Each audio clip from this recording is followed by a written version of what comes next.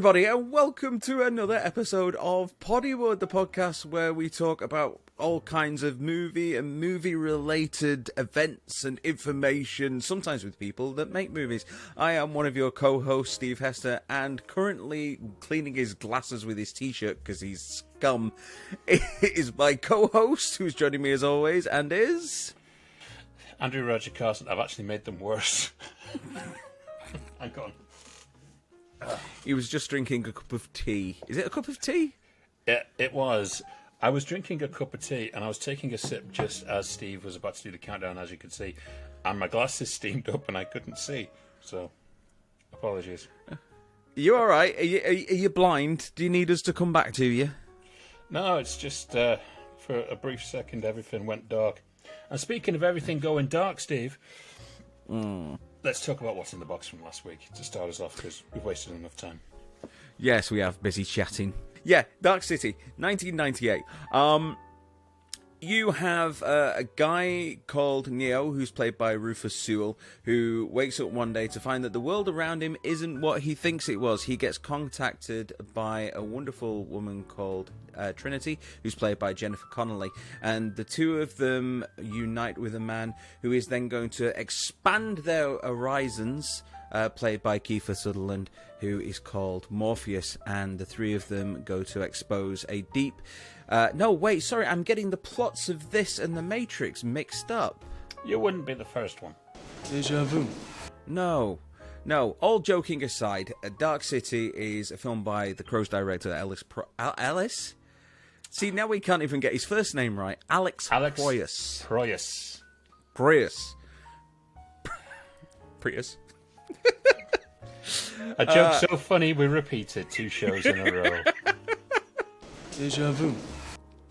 And yes, in all seriousness, Rupert Sewell plays a guy called John Murdoch, who wakes up in a hotel room bathtub with the body of a murdered prostitute nearby, and has got no memory of why he is there, how this woman died, whether or not he's actually involved, or the murderer is someone else. And he goes on a journey to try and get to the truth behind it all, and hunted down by a police officer whose name completely escapes me at the moment, played by William Hurt.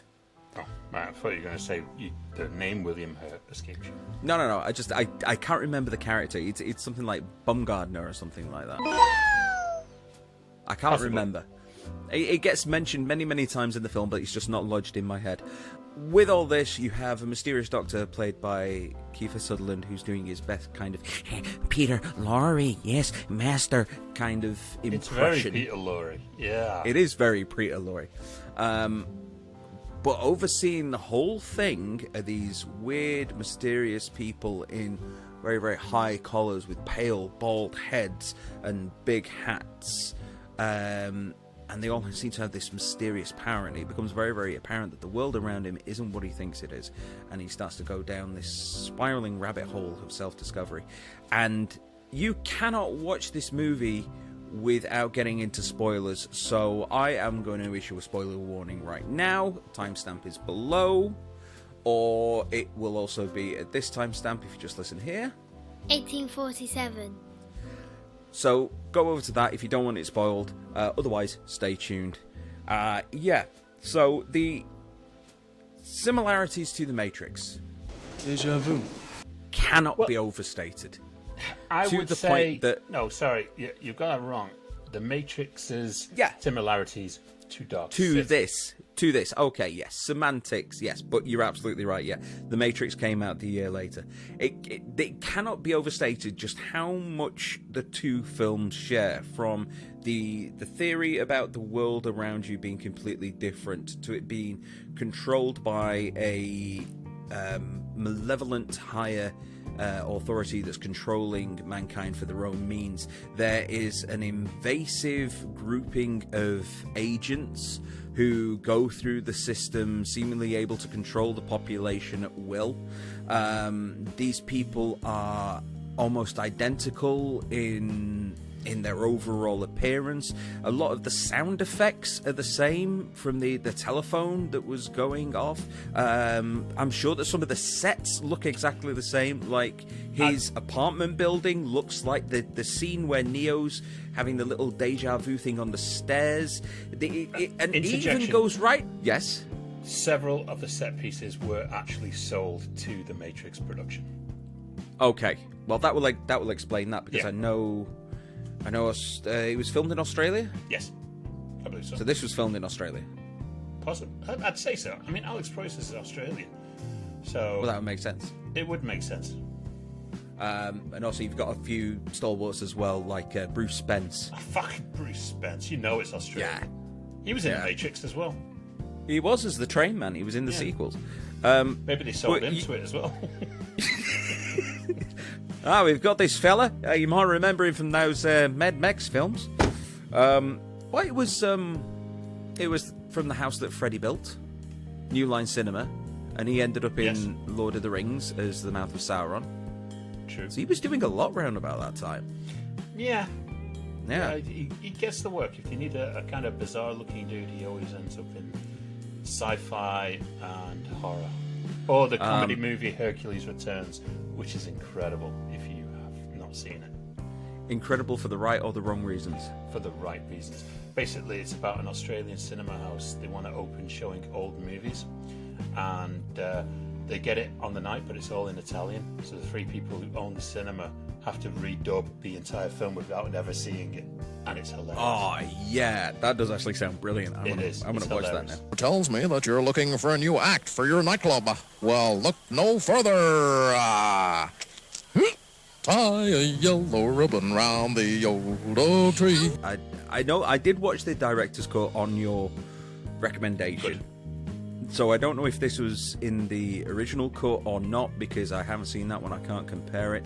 But you've even got the same kind of colour palette balance between the artificiality of the city and then this underworld, which is populated by all these Identica people, which seem to be aliens who are studying humans to try and work out what makes humans tick.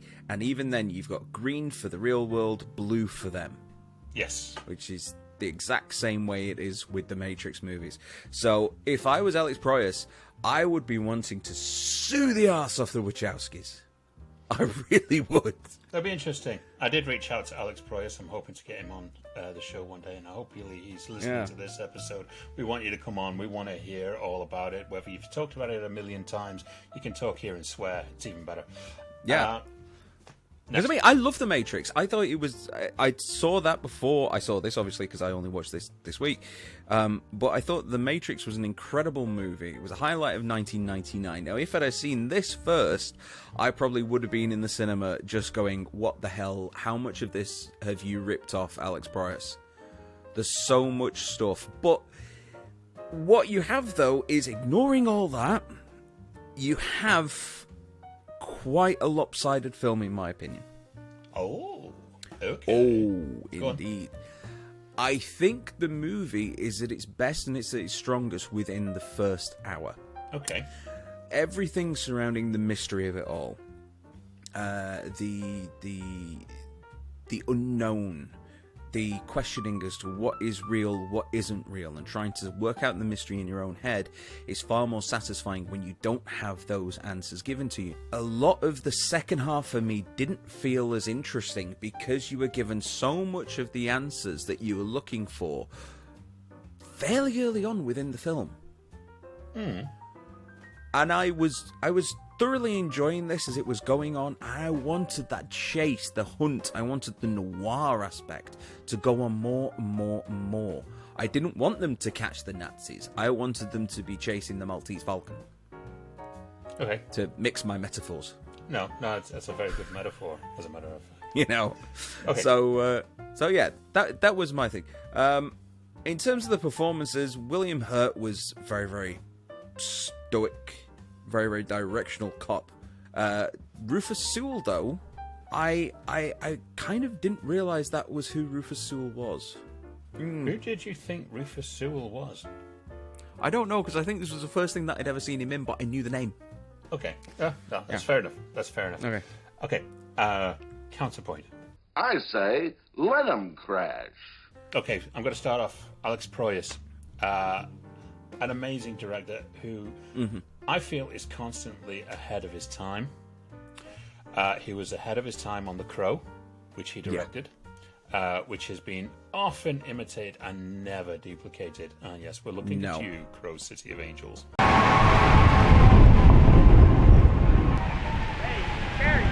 iRobot.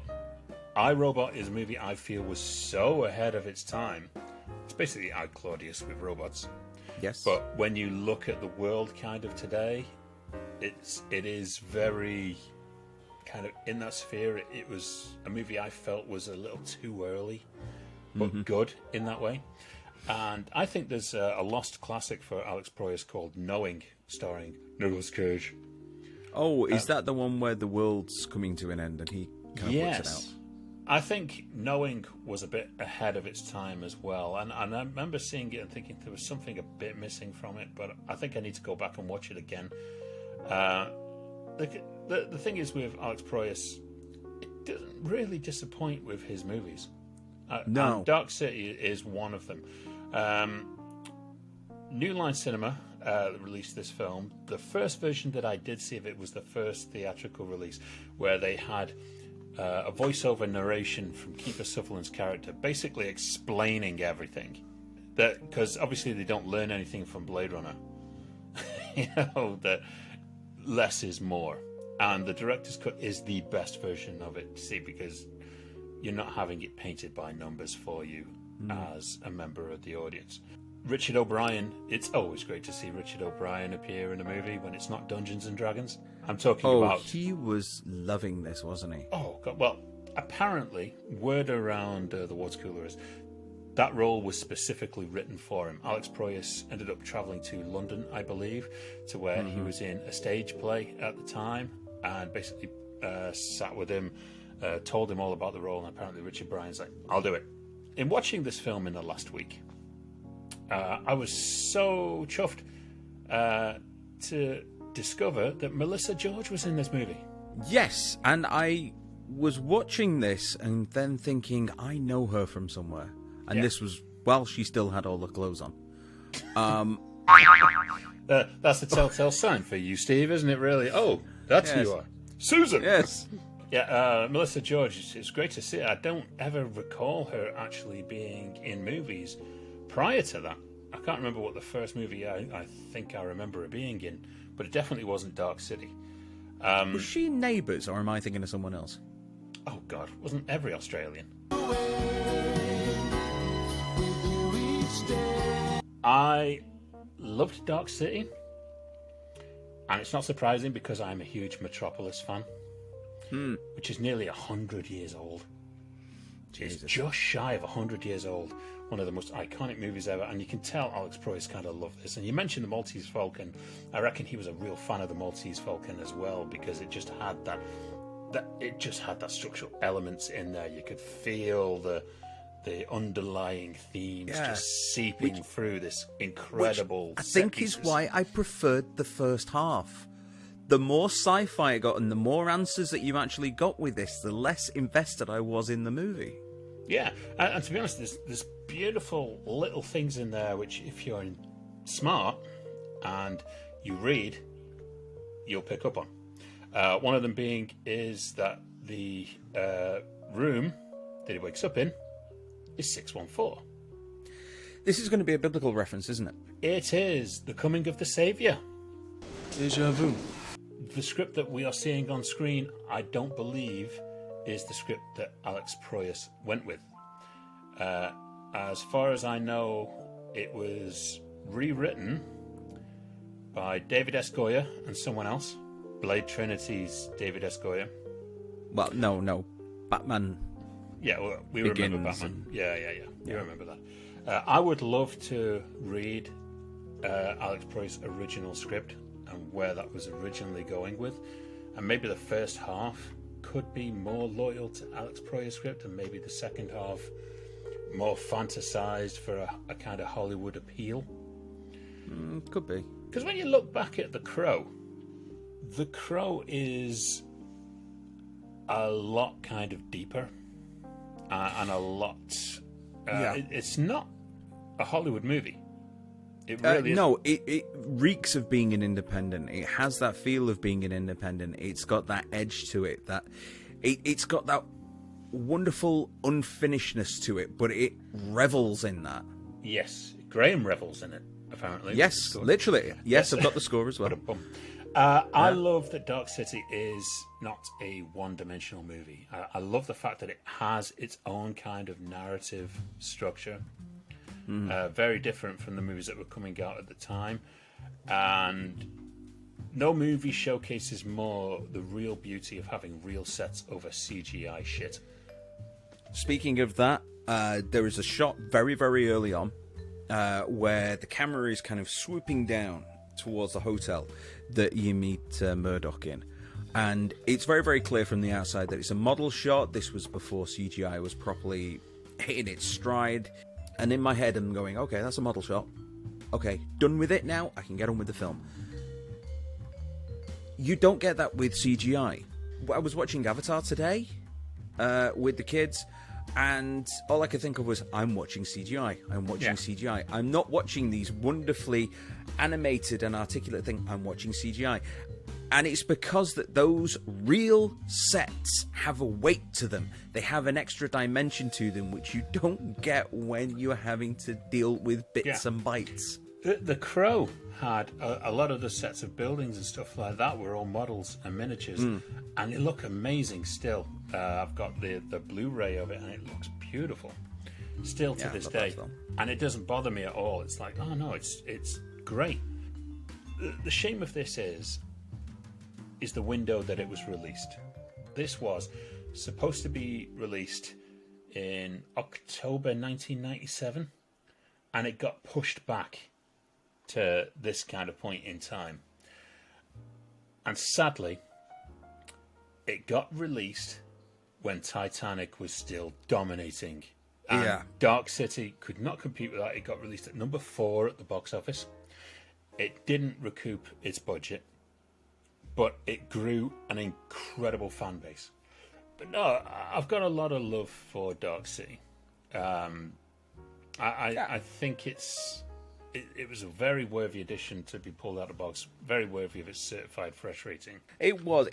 I enjoyed it. I really did. I turned to Amanda when we were partway through. I think it was about 10 minutes in, and just said, "Yeah, I like this."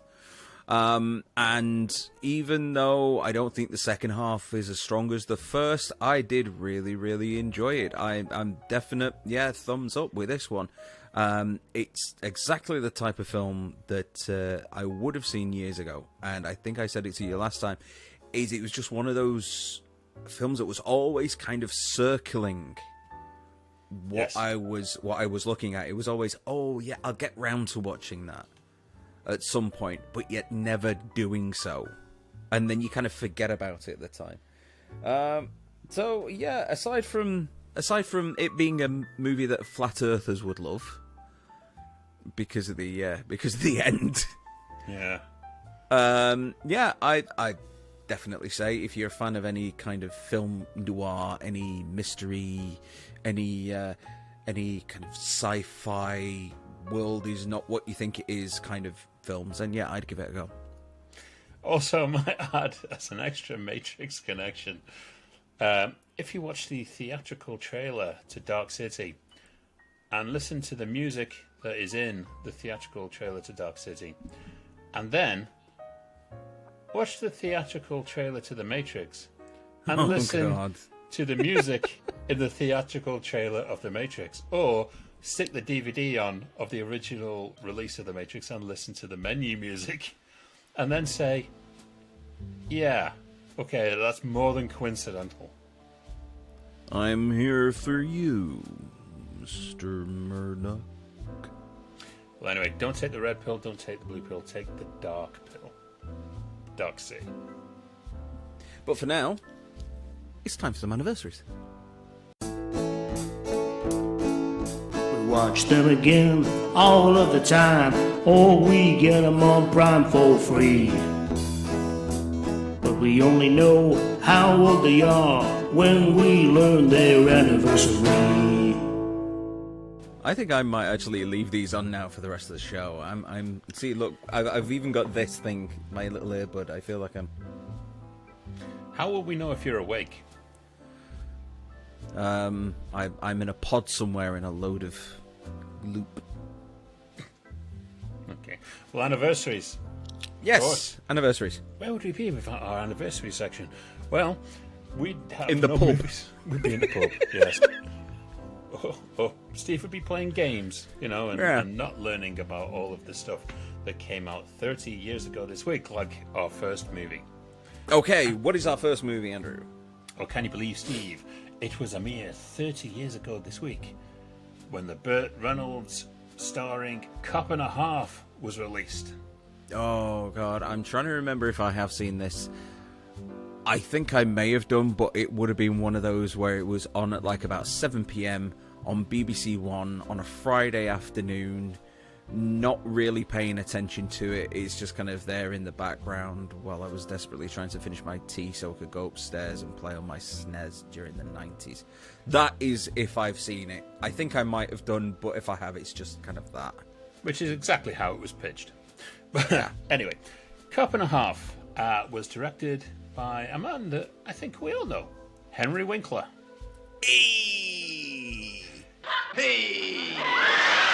Yes, you may know him from The Waterboy. You may know him from Night Shift, underrated classic. Some of you may know him from Arrested Development, and some of you may know that this, to this date, is the last movie he has ever directed. Yeah. I like you, Henry, but just no.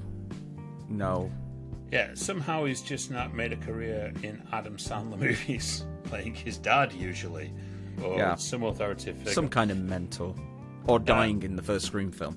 Yeah, Cop and a Half was the movie where Burt Reynolds makes his return to cinema. More on that in a minute. Where he's basically doing a kindergarten cop clone. He is this hard-boiled, violent cop detective.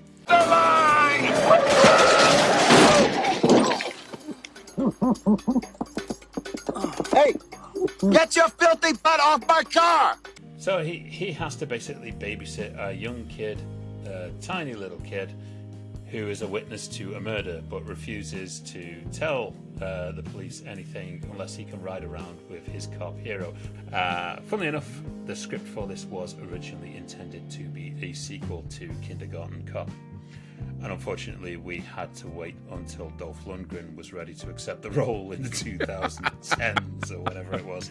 Oh, yeah, it's straight to DVD. Not even straight to... It probably went straight to... I don't know. Streaming. Bargain bin. Yeah. You know what? There's a whole wealth of people watching this show now saying, there's a Kindergarten Cop 2? How do we not know this? Well, the young child in this was originally supposed to be Macaulay Culkin. But Macaulay Culkin passed on it to go and do The Good Son. So I guess he won out there. I've not seen The Good Son, so I'm going to say yes. Yeah, that's all we need is Macaulay Culkin smoking and swearing and murdering people. That might have been the most genius idea by a Fox executive who's just pissed off with making Home Alone movies. It's like, I fucking hate this kid. How can we make him hated? As I mentioned, Burt Reynolds returned to the screen here. This was his first theatrical release in, I think it was 3 years. The last movie I think he did was Switching Channels, I believe, with Christopher Reeve and Kathleen Turner, which it was alright. I think that was a Warner Brothers movie at the time. So much so Warner Brothers won't even release it nowadays, and then you leave it to ITV to release on DVD. It was not Burt Reynolds originally cast. It was Kurt Russell, which would have made an even better movie. Yeah, I think no offense to the legacy of Burt Reynolds, I think I would have preferred Kurt Russell. Yeah, I think Kurt Russell would have brought... He totally would have Captain Ron did. Yeah. As I say. Or a Jack Burton. A Jack Burton, yeah. Yeah. Which I'm sure Henry Winkler kind of regretted because he and Burt Reynolds did not get along. Yes, another on-set tiff. We have them every week. Strangely, for a movie that's kind of forgotten about to a greater extent, this movie was actually a hit in the day. So this made $40.7 million against a $14 million budget. So this was a hit movie. So yeah, it made profit, but then again, lots of things can make profit. That doesn't necessarily make them good. Exactly. I don't think this was even released theatrically in the UK. I think this came straight out on video. Sure it did, yeah. But this proved the power of the poster. Yeah, with the handcuffs over the... Yeah. Because the poster was specifically designed to be like a Kindergarten Cop's poster, to appeal to that audience. But when you watch this movie, Burt Reynolds was obviously just doing it for the money. Because he is going through the motions with the least amount of charisma you can put into a movie. You know those he was movies going through a divorce, wasn't he? Quite possibly. That's probably why he needed the money. Yeah. But there are some movies that you'll watch where Burt is just there. And I'll say for a good percentage of Rennie Harlin's Driven movie, he is just there, apart from one scene where he confronts Sylvester Stallone in the garage and shows more like acting power than I've ever seen him do in any other movie. And it's like, why did this movie not make it based on just that one performance in that one scene? But it was great. So Cop and Half, 30 years old this week. So what's going to be the next one? Okay, 20 years ago. This is where it always kind of gets scary because you're like, there is no way that was 20 years ago. Yeah, a little So bit, 2003. I see whenever I say 20 years ago, you grimace a little waiting for it to come out. But 20 do, years ago, yeah. 20 years ago this week, Phone Booth was released. Which is the last time that you could ever properly use that kind of plot device. Because ever since then, mobile phones have taken over, and it's impossible. You'd have to come up with something else. You couldn't even use like newspaper vendor booth these days because they've all gone. But yeah, Phone Booth. I have seen this one. I went to the cinema to see this one because I thought it just sounded like such a really good idea, and it was. We're back to Kiefer Sutherland again as well, aren't we? Yes, Kiefer Sutherland is making an appearance yet again. Joel Schumacher, a regular favourite that we talk about on the show. He seems to crop up quite a few times. Around this time, he had just come off the disastrous Batman and Robin.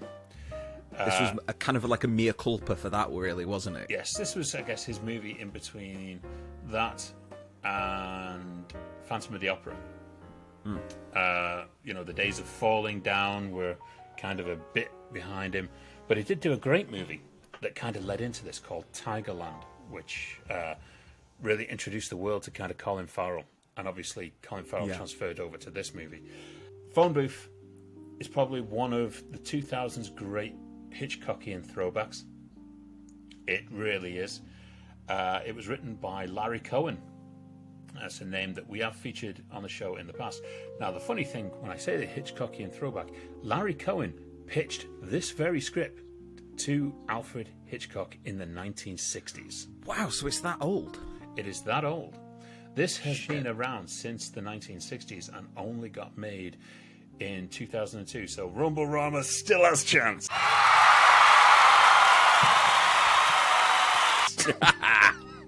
Wait, you know what I love about this movie, though, is bar one or two other locations, everything takes place within about a 50-meter radius of that phone booth.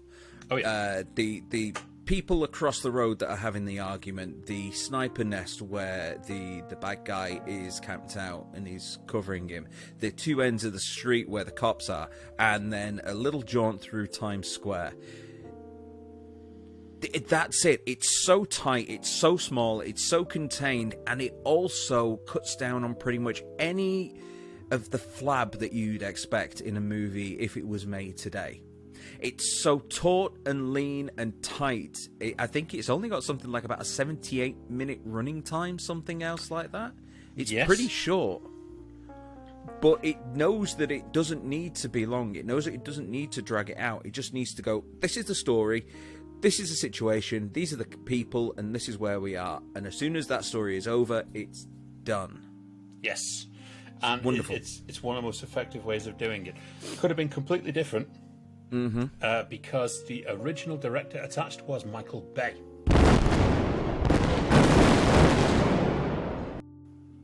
Oh, Jesus Christ. The Decepticons Yes. would be strafing it, the Nicolas Cage would be trying to blow it up, and go. And apparently, one line during a production meeting from Michael Bay nixed the entire thing of him being the director. Apparently, I've heard this one, yeah. he Go on. turned around and asked, "How do we get him out of the phone booth?" So, and apparently they were like, "Yeah, this is not a good idea. Bye, Felicia."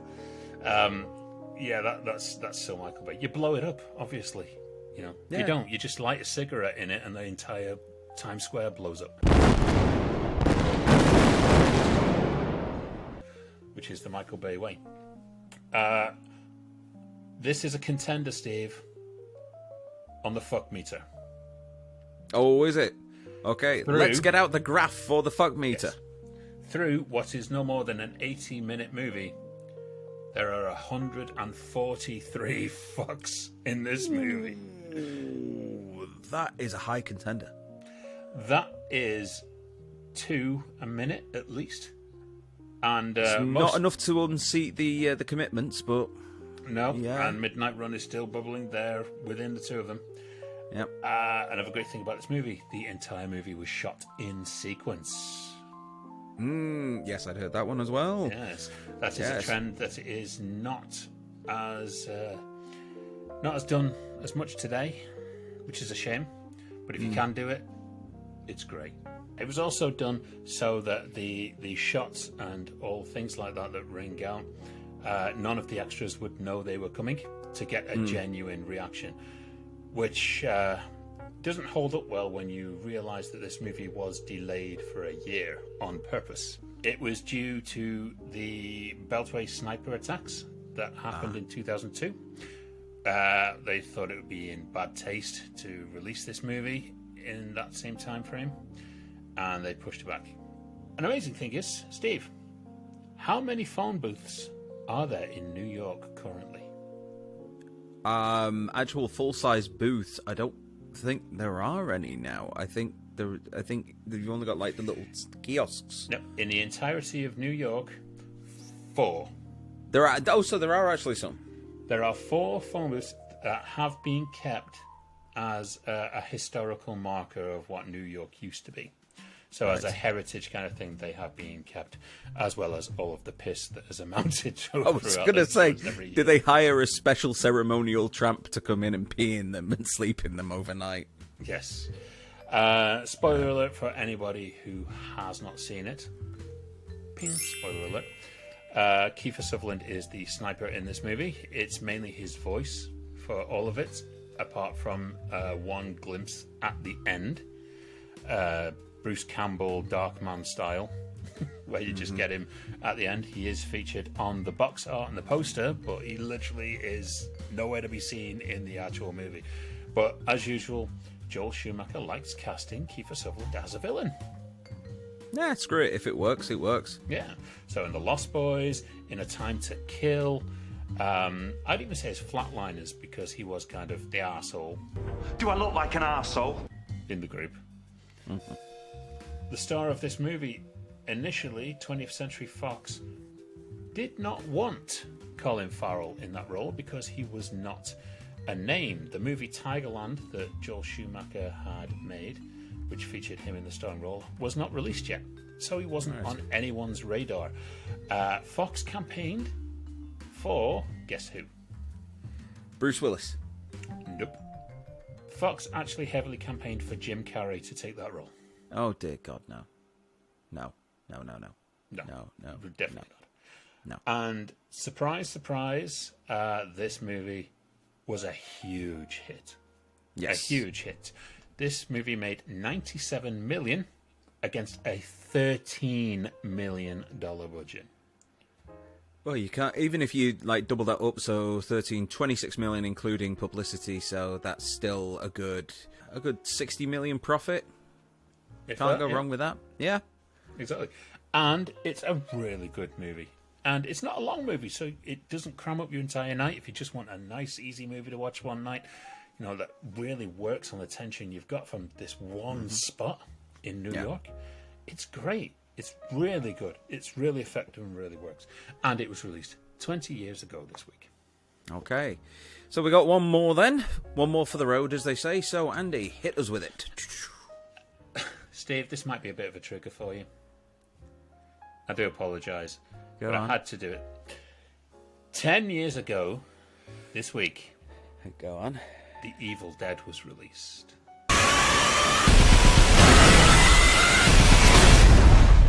We're gonna get you, not another piece. Okay. No, I don't mind that one. I don't mind the remake. Yeah. Oh, it's, well, this is good. It's basically the exact same as the original one, minus the schlocky effects and a fake out at the end. Really, the character names are different, and then spoilers. Instead of the Ash standing character surviving to the end, he gets killed, and the Cheryl character turns up being the hero who cuts her hand off. It's always a Cheryl. No, it was the woods themselves. They're alive, actually. Directed by Fede Alvarez.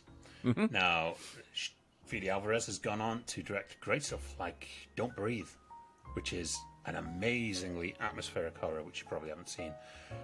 Also directed The Girl in the Spider's Web, which wasn't exactly a warm return for the Girl in the Dragon Tattoo series. Definitely not on par with David Fincher's remake. And, you know, they recast that character countless times now. Also, El Cojonudo, I believe it is called, which is a Mexican horror film that's pretty decent. I'll take your word on that one. Don't know it. Yeah, well, it's world cinema, Steve. We haven't delved any world cinema stuff out of the box for you yet. I'm amazed. No, But that's not happened. No. We'll probably Anyway. get there. Evil Dead remake, I think possibly has broken the record for the amount of fake blood used in a movie. 70,000 gallons of fake blood was used in this movie alone. And because of that, it was also filmed in sequence because it just would have Yes. taken far too long to clean the set down and then mess it up again later. So, yeah. Very true. Steve, when you watched it, did you stay for after the credits? Groovy. Groovy.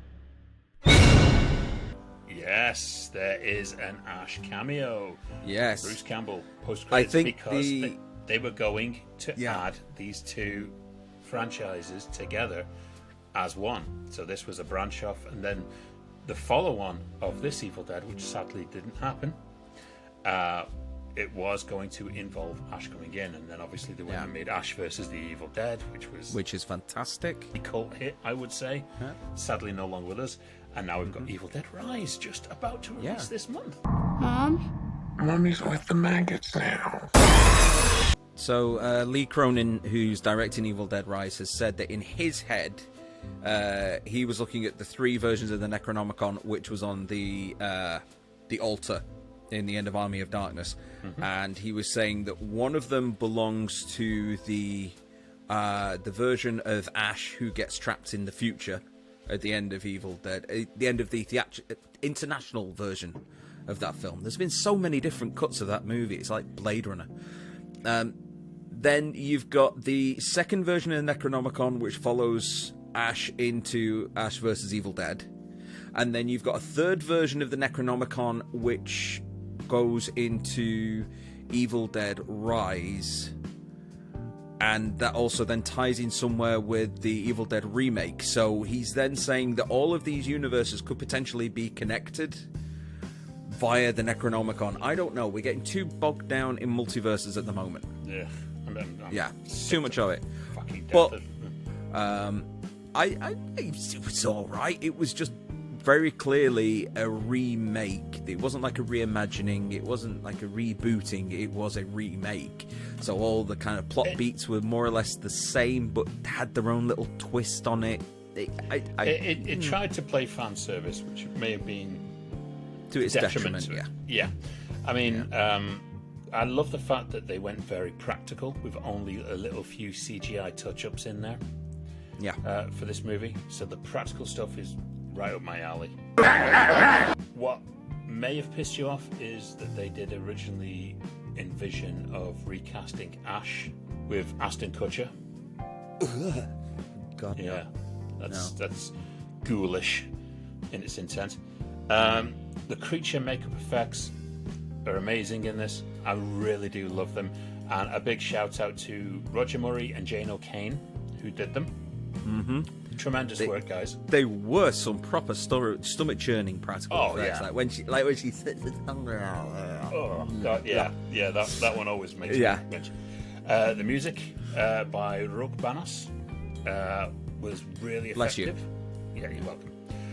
And yet again, this movie was a hit. Yes. This movie, $97 million on a $17 million budget. Which is absolutely fantastic. Yes. And I reckon it's what the Evil Dead needed. It needed a hit to show that this fan base was still there. Ash vs. Evil Dead may not have happened without the success of this. Yeah, apparently Ash vs. Evil Dead, according to an interview with Bruce Campbell, happened simply because that even though fans were watching this and enjoying it as a movie, they were there going, where's Ash? Yeah. Where's all the humour that we got used to? And so in the end, they felt that it wasn't enough impetus there to carry on it going. And so Sam Raimi came back, and I think they did the right thing. Ash vs. Evil Dead is awesome. Yes, and so is Army of Darkness. But I think Army of Darkness is just a forgotten classic. But the problem with Evil Dead is I think it relies so heavily on the Ash character now, that I mean, the new Evil Dead Rise that is about to come out, the early word is that it is fantastic. I can't wait. Yeah, I'm really looking forward to it. And I would be happy if there is no Ash reference or nothing to do with Ash in there at all. I think this does need its own contained thing to say, it's about Evil Dead, it's not about Ash. Yeah. These things do not exist in these worlds simply because Ash exists in these worlds. There's got to be more breathing room for these stories to get out there, and there's so much potential away from the Ash character to really do something that like this that looks freaking terrifying. So it's not a movie for the squeamish. No. Oh no. But once you've sat through the sadness, you can sit through fucking anything. I'm not watching the bloody sadness. Not after hearing you and. Oh dear. You know what? The thing is, that's the last recommendation I took for extreme horror off Jonas. Because when he was telling me about Terrifier, I was like, there is no way I am watching Terrifier 2 because I had to sit through the sadness and it ruined my life for a few days. I could not get the images out of my head that would put me off my food. Terrifier 2, the squeakle. But yes, 10 years ago, this week, Evil Dead was released. It's worth a watch if you haven't seen it. If you've been putting off seeing it because you loved Evil Dead 1 and 2 and you think it's just a cheap cash-in, stuff like that, it's not. It operates as its own thing. It's very lovingly created by Fede Alvarez, who's obviously a fan. He was that much of a fan of the Evil Dead that he did not dishonor it. No, he didn't. He put his own little spin on it, as every filmmaker who is in charge of something does. Listen up, Marvel. You hire these amazing directors, let them put their own identity on that shit, alright?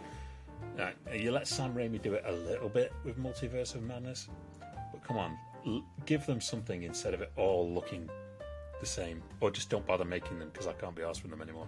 No, I can't. But yes. We've been over this. I'm done with Marvel. Yes. I'm done. We're done until they get pulled out of the box. Yeah. And speaking of which,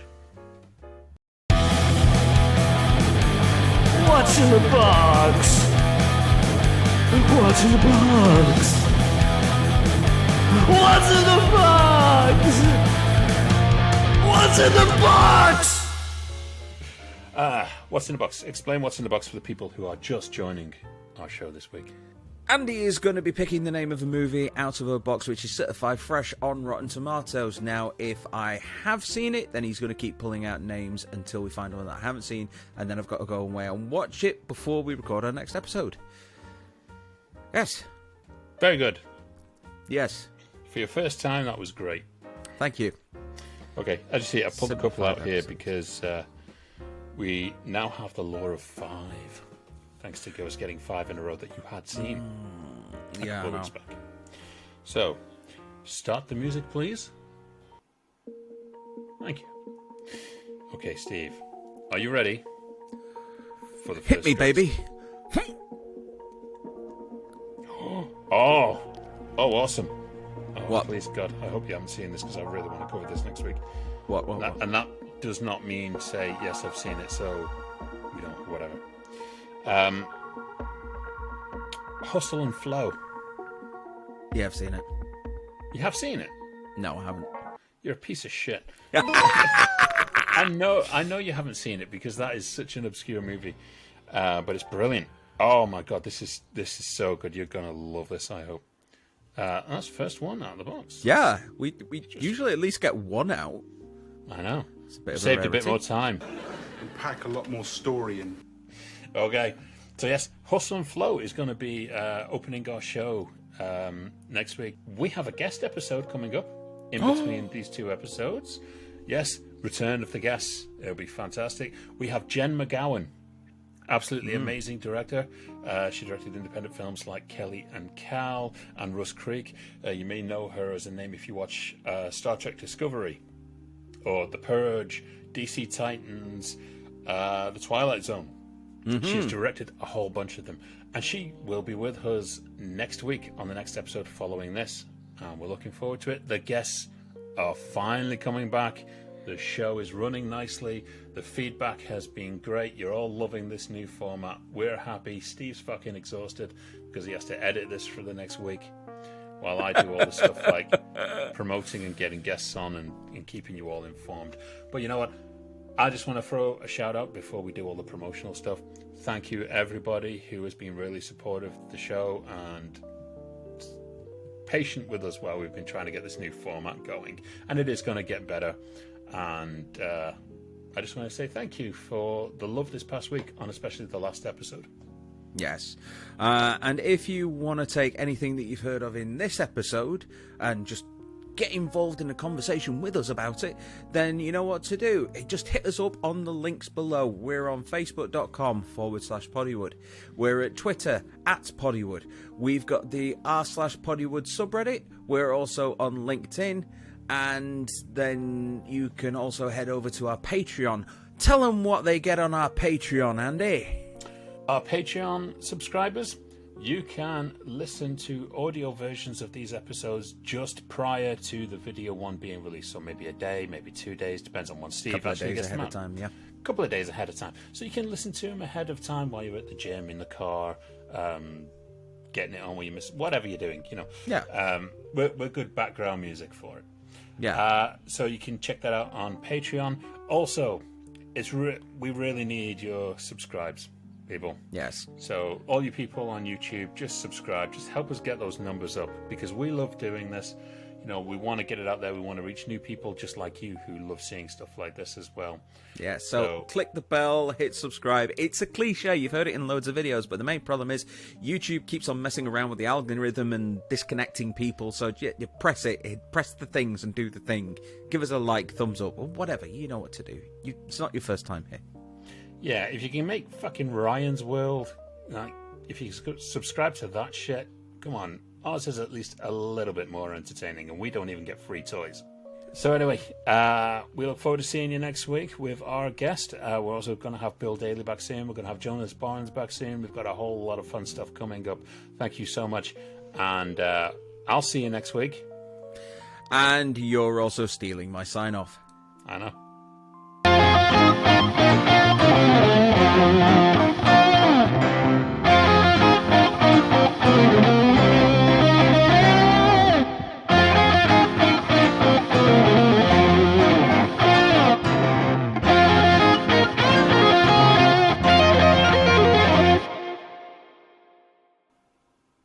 mind you, I stole it from the two Ronnies.